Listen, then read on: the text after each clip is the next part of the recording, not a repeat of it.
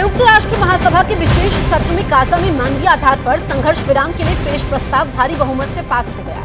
प्रस्ताव के पक्ष में 120 वोट पड़े, जबकि विरोध में सिर्फ 14 वोट पड़े। भारत, ब्रिटेन, कनाडा, जर्मनी समेत 45 देशों ने मतदान से खुद को अलग रखा। प्रस्ताव में इजरायल और हमास के बीच मानवीय आधार पर तत्काल संघर्ष विराम का आह्वान किया गया है।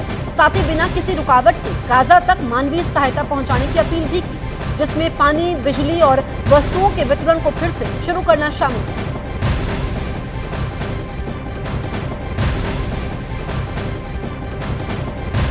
तो युद्ध विराम पर यूएन में प्रस्ताव को मंजूरी मिल चुकी है, क्योंकि अब हम देखें तो ऐसे मोड़ पर पहुंच गया है इजरायल और हमास का युद्ध, जहां से दोनों देशों के लिए पीछे हटना अब मुमकिन नहीं है।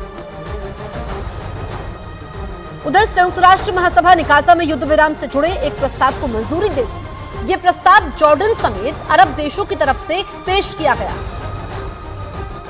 जिसे भारी बहुमत से अपनाया गया। उस प्रस्ताव में इजरायल और हमास से मानवीय आधार पर फौरन संघर्ष विराम की अपील की गई। साथ ही बिना किसी रुकावट के गाजा तक राहत सामग्री पहुंचाने के रास्ते खोलने की मांग की गई, ताकि वहां पानी, बिजली और जरूरी चीजों की सप्लाई दोबारा शुरू की जा सके। जॉर्डन समेत अरब देशों की तरफ से लाए गए इस प्रस्ताव के पक्ष में 120 वोट पड़े, जबकि विरोध में 14 वोट पड़े।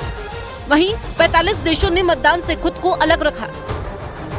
उधर हमास और इजरायल की जंग का अखाड़ा बने गाजा में लोगों की मुसीबतें कम होने का नाम नहीं ले रही। वहां खाने पीने समेत कई जरूरी चीजों के लिए लोगों को जूझना पड़ रहा है, क्योंकि हमास के हमले के कुछ दिन बाद ही इजरायल ने गाजा की चौतरफा घेरेबंदी कर दी, जिसके बाद वहां बाहर से आने वाले ईंधन, दवाएं और खाने पीने की चीजों की सप्लाई लगभग रुक गई।